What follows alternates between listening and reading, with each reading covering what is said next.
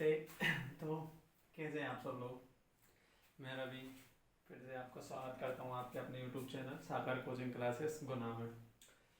तो अपनी जो भारत का भूगोल चल रहा है उसी की श्रृंखला के अंतर्गत आज का जो अपना वीडियो है वो है हिमालय की उत्पत्ति। कौन सा वीडियो है? हिमालय की उत्पत्ति। किस वीडियो आज का जो लेक्चर है वो अपना किसके ऊपर है? तो हिमालय की उत्पत्ति के ऊपर है। ठीक है, हिमालय की उत्पत्ति अपन देखते हैं हिमालय की उत्पत्ति कैसे हुई है। हिमालय की उत्पत्ति पहले मैं बता देता हूँ।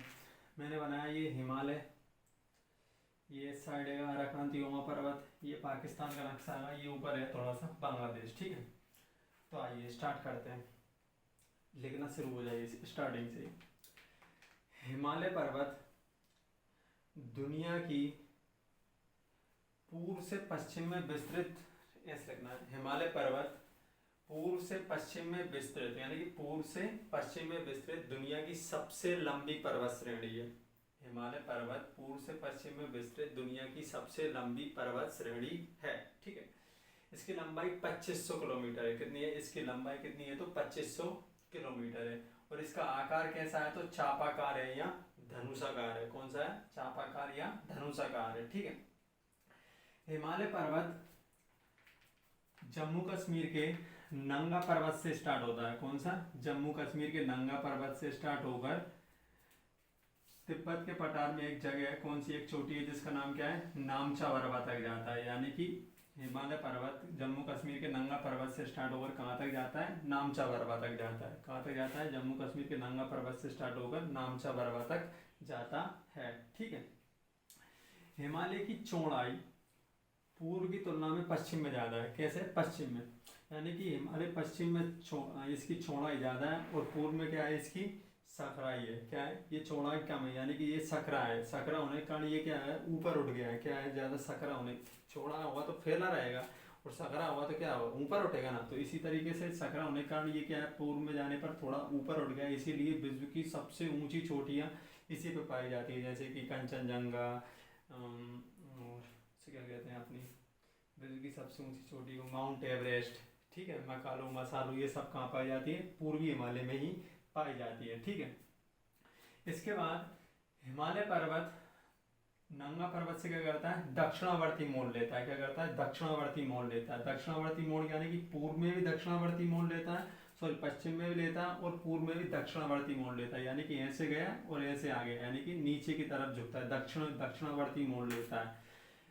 जब ये पश्चिम में दक्षिणावर्ती मोड़ लेता है यानी कश्मीर में लेता है तो ये दो शाखाओं में बढ़ जाता है। कितनी शाखाओं में? दो शाखाओं में। एक शाखा चली जाती है पाकिस्तान में, जिसे अपन सुलेमान पर्वत कहते हैं। क्या कहते हैं? सुलेमान पर्वत।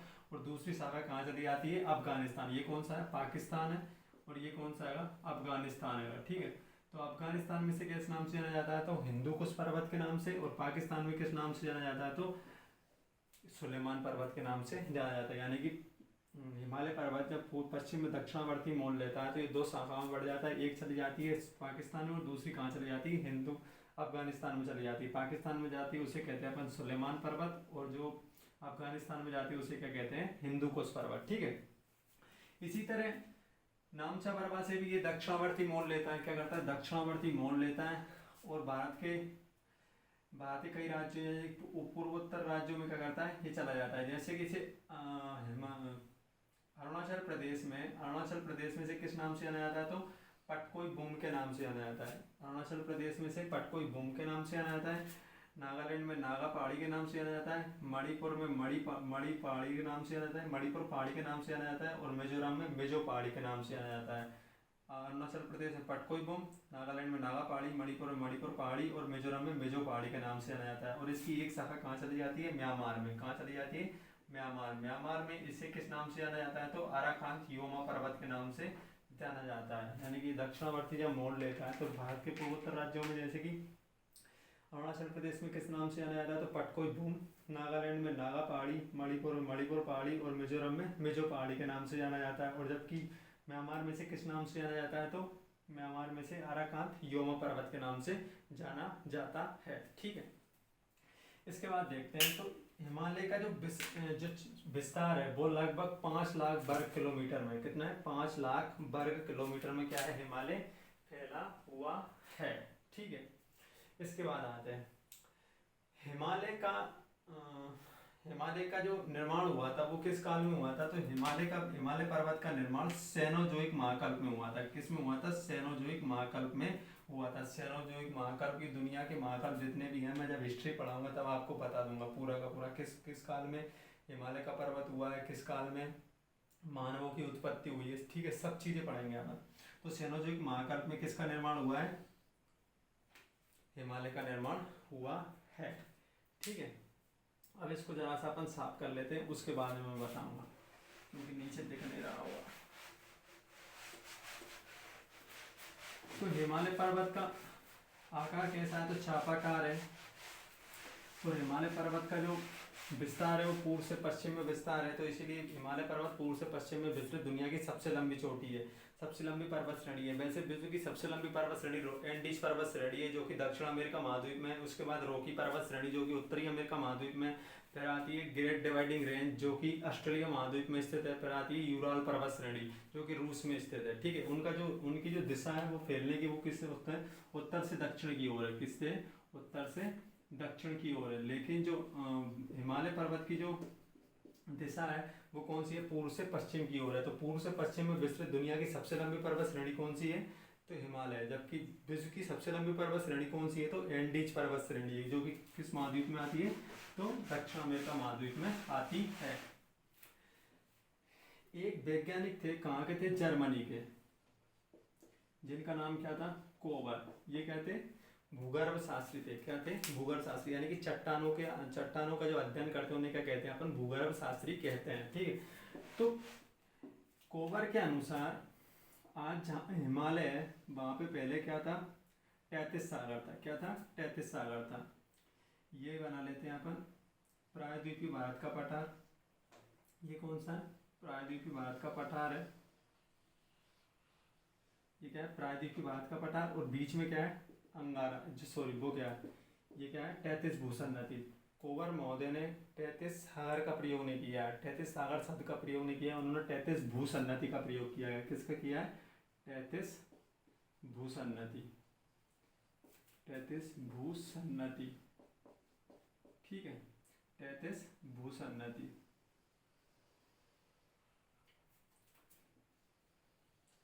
33 भूसन्नति का प्रयोग किया है। ठीक है, अब देखते हैं इनके अनुसार क्या होता है। ये ऊपर का वाला भाग था, इसे कहते थे अपन अंगारा लैंड, अंगारा लैंड। और नीचे का क्या था, गोंडवाना लैंड। अपन कोबर के अनुसार बात कर रहे हैं, गोंडवाना लैंड। किसका सिद्धांत था ये, कोबर। कहाँ के थे, तो जर्मनी के थे। ठीक है, कोबर के अनुसार गोंडवाना लैंड और अंगारा लैंड में क्या करती थी, नदियाँ बहती थी। क्या करती थी, नदियाँ बहती थी। क्या बहती थी, नदियाँ बहती थी, गोंडवाना लैंड और अंगारा लैंड में, दोनों महाद्वीपों। ठीक है, और बीच में क्या था, 33 भूषण नदी। ये कौन सी थी, 33 भूषण नदी, 33 सागर या 33 भूषण नदी। तो इनके अनुसार, कोबर के अनुसार, जो गोंडवाना लैंड और अंगारा लैंड में जो नदियाँ बहती थी, नदियाँ क्या करती है, नदियों का काम क्या है, पहाड़ों को काट कर लाना, और जो मिट्टी गाद वगैरह जो साथ में लाती थी वो किस में डालती गई, 33 भूसन्नति में डालती गई, यानी कि 33 सागर में डालती गई। अब इसे यहाँ समझते हैं। तो जब वो डालती गई, यानी कि ये क्या है, इस तरीके से बह के आ रही है और इसमें डालती जा रही है, तो क्या हुआ, जो 33 भूसन्नति है वो क्या हुआ, उसमें दबाव पड़ना स्टार्ट हुआ। क्या हुआ, दबाव, यानी कि जो मलबा है, जिसे अपन क्या कहते हैं, मलबा, जो गाद मिट्टी जो भी काट के लाती है, बालू पत्थर जो भी काट के लाती है, उसे क्या कहते हैं अपन, गाद या मलबा। तो मलबा काट के लाती रही और क्या करती गई, दोनों किनारों पे क्या करती गई, जमा करती गई। क्या करती गई, जमा करती गई। एक समय ऐसा आया कि इन जो अपसादी मलबा था उसमें क्या हुआ, बलन पड़ने लग गया। क्या पड़ने लग गया, बलन पड़ने लग गया, यानी कि ये जो अपसादी मलबा है वो क्या होने लगा, मुड़ने लगा। कैसे मुड़ने लगा, मुड़ने लगा, ऐसे करके मुड़ने लगा। ठीक है, मुड़ने लगा। और जब ऊपर से जब दबाव पड़ा, जब कोई चीज़ अपन, जैसे कि ये चीज़ है, कोई भी चीज़ मान लो, जैसे कि नरम चीज़, कोई भी चीज़ का उदाहरण ले लो आप, एक उसके ऊपर से क्या करोगे, दबाव डालोगे तो वो क्या होगा, मुड़ जाएगी ना, कि नहीं मुड़ेगी, मुड़ जाएगी, और मुड़ जाएगी, मुड़ के क्या होगी, सक यानी कि नीचे दशक जाएगी, क्या होगी, नीचे दशक जाएगी।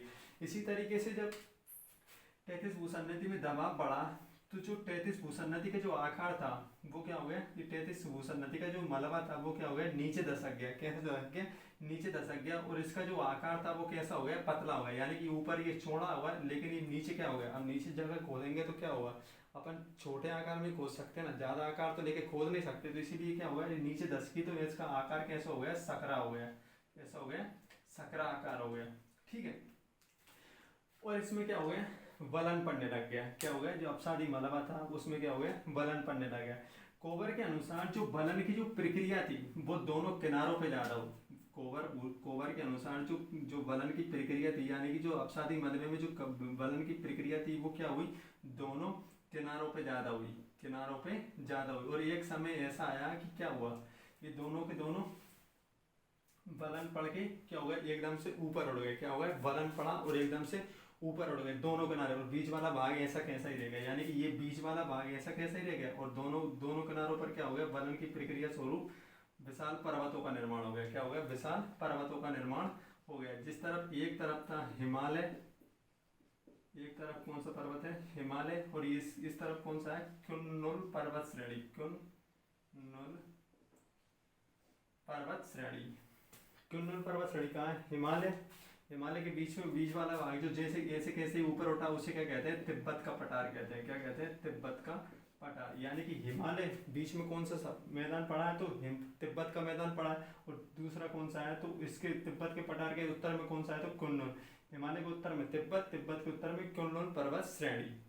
ठीक है, यानी कि कोवर ने बताया कि 33 भूसन्नति में अंगारा लैंड और गोंडवाना लैंड की नदियों ने क्या कर दिया, अपसादी मलबा जमा कर दिया। ठीक है, इसे अच्छे समझते हैं। तो अपसादी मलबा जमा कर दिया, नदियों ने क्या कर दिया, दोनों महाद्वीपों में नदियां बहती थी और नदियों ने क्या कर दिया, अपसादी मलबा जमा कर दिया। अपसादी मलबा इतना हो गया कि उसमें बलन पड़ने लग गया। क्या हो गया, मुड़ने लग गया वो, और मुड़ते ही क्या हो गया, नीचे दशकने लग गया। तो नीचे दशकने के क्रम में उसमें क्या हुआ, उसमें जो जो वलन था वो कैसा हो गया, सकरा, यानी कि नीचे दशकने क्रम में उसका जो आकार था वो कैसा हो गया, सकरा हो गया। ठीक है, इसी के चलते दोनों दोनों किनारों पर क्या था, दोनों किनारों पर वलन की प्रक्रिया ज्यादा हुई, दोनों किनारों पर वलन की प्रक्रिया ज्यादा हुई। इसीलिए एक तरफ बन गया हिमालय पर्वत, दूसरी तरफ कौन बन गया, कुनलुन पर्वत। और जो बीच वाला भाग था वो ऐसा कैसा ही रह गया, जिसे क्या कहते हैं अपन, तिब्बत का पठार कहते हैं।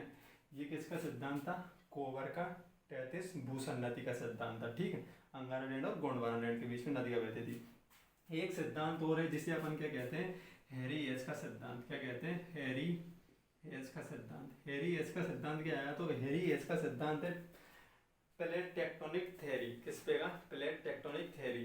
ठीक है, पूरे विश्व में 6 प्रकार की क्या पाई जाती है, प्लेटें पाई जाती है। पूरे विश्व में कितनी प्रकार की प्लेटें पाई जाती है, तो 6 प्रकार की प्लेटें पाई जाती है। कौन कौन सी प्लेटें हैं, तो एक है इंडियन प्लेट, इंडियन प्लेट। दूसरी कौन सी है, यूरेशियन प्लेट, यूरेशियन प्लेट। तीसरी कौन सी है, African plate, African plate. African plate के बाद में कौन सी आती है, अमेरिकन प्लेट। अमेरिकन प्लेट के बाद में कौन सी आती है, पांचवी Pacific plate, Pacific plate, Pacific plate यानी कि प्रशांत प्लेट। इसके बाद में आती है छठी कौन सी, अंटार्कटिक प्लेट, अंटार्कटिक प्लेट। ठीक है, ये कौन सी है, 6 प्लेट है। तो इनके अनुसार यानी कि हैरी हेज के अनुसार क्या हुआ कि आज जहाँ हिमालय है वहाँ पर था तो पहले 33 सागर। क्या था, पहले 33 सागर ही था। लेकिन ये क्या है, यूरेशिया है। ये कौन सा है, यूरेशिया। यूरेशिया और एशिया के भाग को क्या कहते हैं अपन, यूरेशिया कहते हैं। क्या कहते हैं, यूरेशिया। और ये क्या था, इंडियन प्लेट। ठीक है, ये क्या थी, इंडियन प्लेट। जब इंडियन प्लेट आगे बढ़ रही थी, क्या कर रही थी, इंडियन प्लेट किससे टूटी है, तो अफ्रीकन प्लेट से टूटी है। किससे टूटी है, अफ्रीकन प्लेट से। ठीक है, तो अफ्रीकन प्लेट्स के टूटने के क्रम में जब इंडियन प्लेट किस ओर बढ़ रही थी, उत्तर पूर्व की तरफ। किस ओर, उत्तर पूर्व की तरफ। तो इस साइड कौन थी, यूरेशियन प्लेट थी। और बीच में कौन सा महासागर था, 33 महासागर। कौन सा, 33 महासागर। और 33 महासागर में क्या था, ये कहा था गोंडवाना लैंड, ये कौन सा था अंगारा लैंड। जब इन दोनों नदियों ने क्या कर दिया, इन दोनों महाद्वीपों की नदियों ने क्या कर दिया, इसमें जमा अपसादी मलबा, यानी कि नदियों क्या करती थी, यहाँ पर अपसाद जमा करती थी। क्या करती थी, अपसाद जमा करती थी, यानी कि मिट्टी बालू रेत जो भी लाती थी वो किस में डाल देती है, नदियाँ बहाकर सागरों में डाल देती है। क्या करती है, सागरों में डाल देती। तो एरिगेशन के अनुसार 33 भूसंनति में जमा अपसादी मलबा जब क्या हुई, जब दोनों प्लेटें, इस तरीके से समझिए इसको, मैं इसको अच्छे से समझा देता हूँ एरिगेशन के सिद्धांत को। ये क्या है, एक प्लेट हो गई, ये क्या है, एक प्लेट हो गई, ठीक है। और ये क्या हो गई, दूसरी प्लेट हो गई, ये क्या है, दूसरी प्लेट हो गई, ये एक, ये दो। ये कौन सी, अपन इसे कौन सी मान लेते हैं, इंडियन प्लेट मान लेते हैं। कौन सी हो गई, इंडियन प्लेट। और ये कौन सी हो गई, यूरेशियन प्लेट। ये कौन सी हो गई, यूरेशियन। जब ये दोनों प्लेटें आपस में टकराई तो इनके बीच में कौन सा था, फिर 33 सागर था। जब 33 सागर, जब ये दोनों प्लेटें आपस में टकराई तो जो बीच का जो अपसादी मलबा था, जब टकराने से क्या हुआ, वो अपसादी मलबा ऊपर उठ गया। क्या हुआ, जो अपसादी मलबा, जब एक चीज एक के नीचे टकराएगी, मान लेते हैं ये मैं, ये प्लेट है, ठीक है। जब एक से एक टकरा रही तो जिसके पास ज़्यादा घनत्व होगा, यानी कि जिसके पास ज़्यादा वजन होगा, वो क्या होगा, जो नीचे जो कम घनत्व वाली प्लेट है उसके नीचे चली जाएगी। यानी कि जो ज़्यादा वजनदार चीज़ होगी वो क्या होगी, नीचे चली जाएगी, और जो कम वजनदार चीज़ होगी वो क्या होगी, ऊपर उठ जाएगी। जब यानी कि दोनों प्लेटें जब आपस में टकराई तो यूरेशियन प्लेट और अफ्रीकन प्लेट टकराई, जब टकराने के बीच में जो अपसादी मलबा था वो क्या हो गया, ऊपर उठ गया। और एक प्लेट, यानी कि जो इंडियन प्लेट है वो किसके नीचे चली गई, यूरेशियन प्लेट के नीचे चली गई। किसके नीचे चली गई, यूरेशियन प्लेट के नीचे। यानी कि यहाँ पर घनत्व थोड़ा बहुत ही कम था, नहीं तो ये कहाँ चली जाती, बिल्कुल नीचे चली जाती। लेकिन ये यूरेशियन जो इंडियन प्लेट जो है वो किसके नीचे चली गई, यूरेशियन प्लेट के नीचे चली गई। किसके प्लेट के नीचे चली गई, यूरेशियन प्लेट के नीचे। तो जब इसके प्लेट के नीचे चली गई तो ये वाला भाग क्या होगा, एक के ऊपर एक होगी जमा, तो क्या होगा, ऊपर तो उठेगा ना। कोई भी चीज़ आप ऐसे रखते जाओगे तो ऐसे करके रखते रखते कहाँ चला जाएगा, बीच का वाला भाग ऊपर उठ जाएगा ना। तो इसी की तरीके से यूरेशियन प्लेट जब नीचे खिसकी, सॉरी आप इंडियन प्लेट जब यूरेशियन प्लेट के नीचे खिसकी तो ये वाला भाग क्या हो गया, ऊपर उठ गया। और ये वाला भाग था वो वलन पड़ के क्या हो गया, एकदम ऊपर उठ गया। तो ये कौन सा पर्वत बन गया, हिमालय पर्वत बन गया। हिमालय पर्वत बन गया। और इसके उत्तर में कौन सा पठार बन गया, तिब्बत का पठार। कौन सा, तिब्बत का पठार। यानी कि दो प्लेटें आपस में टकराई, दो प्लेटों के आपस में टकराने से बीच में जो जमा अपसादी मलबा था वो क्या हो गया, बलित होकर, यानी कि बलन पड़कर ऊपर उड़ गया। और जो ज़्यादा घनत्व वाली प्लेट थी वो उसके नीचे चली गई। तो इसी तरीके से किसका निर्माण हो गया, हिमालय पर्वत का निर्माण हो गया। ठीक है, यानी कि एक चीज़ इधर से आई और एक चीज़ इधर से आई, तो इनके बीच में जो अपसादी मलबा था ये दोनों आपस में टकराए तो अपसादी मलबा क्या हो गया, ऊपर टिक गया यानी ऊपर उठ गया। और जो इंडियन प्लेट थी वो किसके नीचे चली गई, यूरेशियन प्लेट के नीचे चली गई। तो इसके चलते किसका निर्माण हो गया, तिब्बत का निर्माण हो गया। और इसके चलते जो बलन पड़कर जो अपसादी मलबा था जो बलित होकर ऊपर उठा था वो उसका निर्माण, उससे किसका निर्माण हो गया, हिमालय पर्वत का। किसका, हिमालय पर्वत का। तो प्लेटें आपस में टकराई, अपसादी मलबा था बलित हुआ, बलित होकर ऊपर उठ गया, हिमालय पर्वत का निर्माण हो गया। जब इंडियन प्लेट यूरेशियन प्लेट के नीचे गई तो जो यूरेशियन प्लेट थी वो क्या हो गई, थोड़ी ऊपर उड़ गई, क्योंकि नीचे चली गई ना वो, तो ऊपर उड़ गई। उससे किसका निर्माण हो गया, तिब्बत के पठार का निर्माण हो गया। यही क्या है, प्लेट टेक्टोनिक थ्योरी के अनुसार हिमालय की उत्पत्ति का कारण बताया गया है। ठीक है, तो ये थे हिमालय की उत्पत्ति के कारण। ठीक है, अब बात करते हैं अपन हिमालय पर्वत। तो हिमालय पर्वत मुख्य रूप से 4 श्रेणियां पाई जाती है। हिमालय पर्वत की मुख्य रूप से कितनी श्रेणियां पाई जाती हैं, 4 श्रेणियां। कौन कौन सी, एक पाई जाती है ट्रांस हिमालय, एक पाई जाती है ट्रांस हिमालय, ट्रांस हिमालय। दूसरी कौन सी है, बृहद हिमालय, बृहद हिमालय। तीसरी कौन सी है, लघु हिमालय, लघु हिमालय। और चौथी कौन सी है, शिवालिक हिमालय। कौन सी, शिवालिक हिमालय, शिवालिक हिमालय। बृहद हिमालय, सॉरी ट्रांस हिमालय, इसे क्या अपन क्या कहते हैं, पार हिमालय, पार हिमालय, पार हिमालय। बृहद हिमालय से क्या कहते हैं, या उच्च हिमालय, इसे और भी किस नाम से जाना जाता है, तो उच्च हिमालय, उच्च हिमालय। ठीक है, बृहद हिमालय, लघु हिमालय या पार हिमालय, और शिवालिक हिमालय, ये क्या है, हिमालय की 4 श्रेणियां हैं। ठीक है, इन्हीं की श्रेणियों को अपन को पढ़ना है। पहले पढ़ेंगे अपन ट्रांस हिमालय, उसके बाद बृहद हिमालय, फिर लघु हिमालय और फिर शिवालिक हिमालय। ये 4 श्रेणियां पढ़ेंगे, हिमालय खत्म। ये पक्का दावा है कि इससे क्वेश्चन बाहर कभी नहीं जाएगा। ठीक है, तो आज का वीडियो आपको कैसा लगा प्लीज़ अपनी राय कमेंट बॉक्स में आके ज़रूर बताएं, और चैनल को लाइक करें, सब्सक्राइब करें और शेयर करें। जिसने अभी तक शेयर नहीं किया वो लाल वाला बटन दबाकर शेयर करें और घंटी का बटन दबा दें, जिससे कि मेरा अगला वीडियो जब भी आए आपको नोटिफिकेशन सबसे पहले मिल जाए। Thank you so much.